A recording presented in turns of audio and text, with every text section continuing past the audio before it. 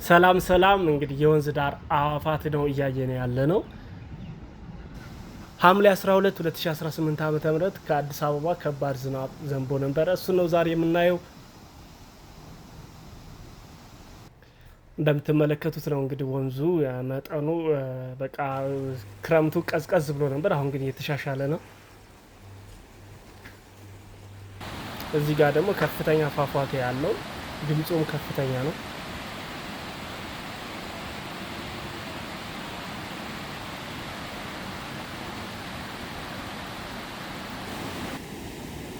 ወንዙ ዳሩ ላይ ፎቶ የሚነሱ ልጆች አሉ። እዚህ ጋር ደስ ብሏቸው እየተዝናኑበት ላይ ያለው።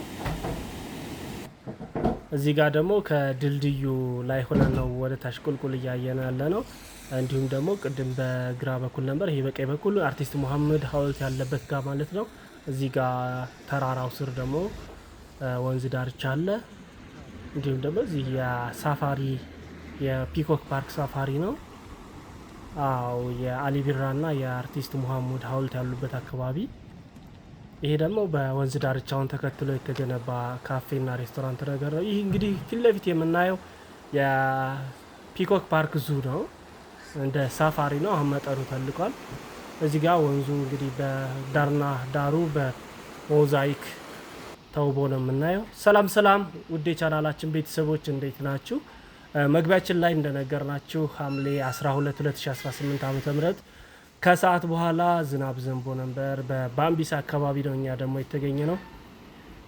ይህ ማለት ባምቢስ ድልድዩ ካወቃችሁት ከደንበል ወደ ባምቢስ በሚያስኬደው መንገድ ላይ ድልድይ አለ። እዛ ላይ ሆነን ወደ ላይ ወዳለው የወንዝ ዳርቻ እያየን ማለት ነው። ይህም ወደ ቂርቆስ ክፍለ ከተማ ያለበት አካባቢ ማለት ነው። እዚህ ጋር መጠነኛ ግድብ አለችና እሷ የፈጠረችው ፏፏቴ ያለ ድምፁም ከፍ ያለ ነው እዚህ አካባቢ። እንዲሁም ደግሞ የወንዝ ዳርቻዎቹ ሳር፣ አረንጓዴ ዛፎች የተተከሉበት ስለሆነ ሙሉ ለሙሉ አሁን ወደ አረንጓዴነት እየተቀየሩ እያማሩ ነው ያሉት። በነገራችን ላይ ዘንድሮ ትንሽ ክረምቱ ስፔሻሊ ክፍለ ሀገር ላይ ትንሽ ቀዝቀዝ የማለት ሁኔታ ታይቶ ነበረ። ግን አሁን በተለያዩ ቦታዎች ላይ ዝናብ እየዘነበ እንደሆነ በተለያዩ ሶሻል ሚዲያ ላይ ሲለቀቅ ተመልክተናል። ዛሬ እንግዲህ በዚህ በባምቢስ የወንዝ ዳርቻ አካባቢ የሚኖረውን የውሃ ፍሰት እንዲሁም ደግሞ የወንዝ ዳርቻውን እየተመለከትን ቆይታ የምናደርግ ይሆናል። ቤተሰቦች ይህ ቪዲዮ ለብዙዎች እንዲደርስ ላይክ በማድረግ እንዲሁም ደግሞ ሰብስክራይብ በማድረግ የቻናላችን ቤተሰብ ሁኑ። ባምቢስ እንግዲህ አዲስ አበባ በሰው ስም ከሚጠሩ ሰፈሮች አንዱ ነው። ባምቢስ እንግዲህ የውጭ ሀገር ዜጋ የነበሩ ናቸው። አይ ቲንክ ግሪካዊ ይመስሉኛል። እንግዲህ ስማቸው እዚህ አካባቢ ለመጠራቱ ዋና ምክንያት የሆኑት ከዚህ ከፍ ብሎ እዚህ ፊት ለፊታችን መንገድ አለ ወደ መገናኛ የሚወስደው፣ ከስጢፋኖስ ወደ መገናኛ በሚወስደው ከኡራኤል ቤተክርስቲያን ዝቅ ብሎ ባምቢስ ሱፐር ማርኬት እንዳለ ታውቃላችሁ። እንግዲህ ያ ሱፐር ማርኬት የእሳቸው ነበርና ያው ከስራ ቦታነት አልፎም ስማቸውን አካባቢው ወርሶ ነው የቀረውና ባምቢስ የተባለው በዛ ምክንያት ነው። እንግዲህ አዲስ አበባ ውስጥ ደግሞ ሌላ በውጭ ሀገር ሰው ስም የሚጠራ ስናጣራ ያገኘ ነው ሳሪስ ነው። ሳሪስ እንግዲህ ሚስተር ሳሪስ የሚባሉ ሰው እንደሆኑ መረጃ ደርሶናል። የበለጠ መረጃ ግን እስኪ ካገኘን ሼር እናደርጋችኋለን ሌላ ጊዜ። እንግዲህ እስኪ አዲስ አበባ ውስጥ ደግሞ ሌላ በጣም ብዙ በሰፈር በሰው ስም የሚጠሩ ሰፈሮች አሉ። እነሱን ትንሽ አለፍ አለፍ ብዬ ልንገራችሁ። ወርቁ ሰፈር የሚባል አለ። ወደዚህ ወደ ቃሊቲ አካባቢ በሚኬድበት ጊዜ ወርቁ ሰፈር የሚባል ሰፈር አለ። ባልቻ የሚባልም ሰፈር አለ፣ ወደ ልደት አካባቢ ማለት ነው። ደጃዝማች ባልቻ። ሸጎሌ የሚባል ደግሞ አለ። ሸሆይጀሌ የቤኒሻንጉል ጉምዙ አስተዳዳሪ የነበሩት ማለት ነው። በአድዋ ጦርነት ጊዜ ወደ አዲስ አበባ መጥተው እዚሁ እዛ አካባቢ እንደሰፈሩ የሚነገር ታሪክ ያለው የእሳቸው ሰፈር ሸጎሌ ተብሎ ይጠራል። ሌላ ደግሞ ቶሎሳ ሰፈር ወደ ጦር ኃይሎች መኮንኖች ክበብ አካባቢ ቶሎሳ ሰፈር የሚባል አለ። ሀብተ ጊዮርጊስ አለ ደግሞ ወደ መርካቶ ወደ ተክለ ሃይማኖት አካባቢ ሀብተ ጊዮርጊስ ዲነግዴ ጨምረላችሁና ወደ ጉብኝታችን የምንገባ ይሆናል። ቤተሰቦች ይህን ቪዲዮ ላይክ በማድረግ እንዲሁም ደግሞ ሰብስክራይብ በማድረግ የቻናላችን ቤተሰብ እንድትሆኑ እንድታበረታቱን እንጠይቃችኋለን። ወደ ጉብኝታችን እንቀጥላለን።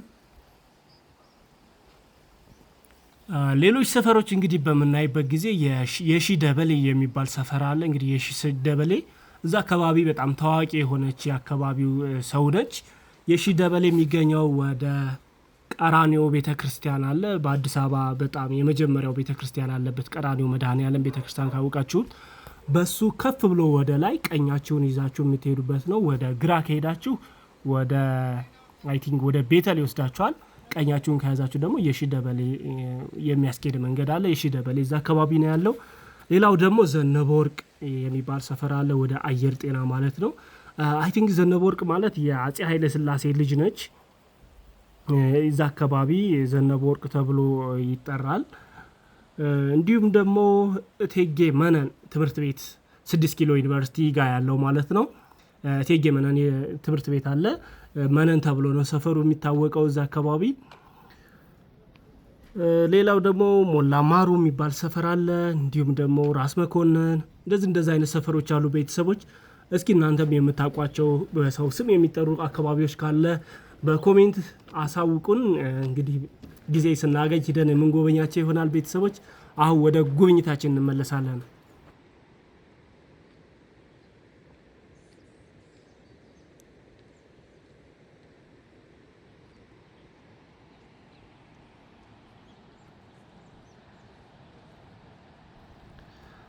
እሺ ተመልሰናል ወደ ዛሬው የወንዝ ዳርቻ ጉብኝታችን።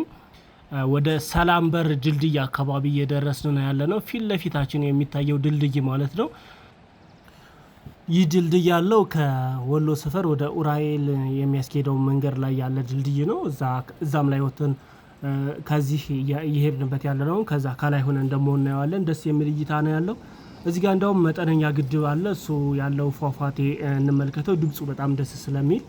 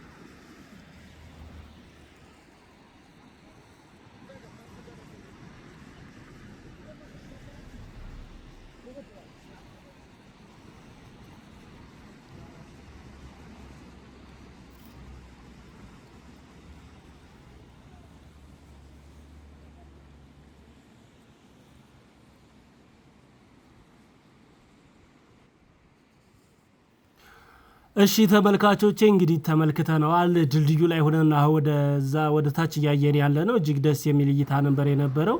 በዚህኛው ደግሞ አሁን ተሻግረናል። እነ ሙሐሙድና ሊቢራ ያሉበት አካባቢ ማለት ነው፣ ሀውልታቸው የተቀመጠበት በሱ በኩል የፒኮክ የወንዝ ዳርቻ ክፍል ማለት ነው።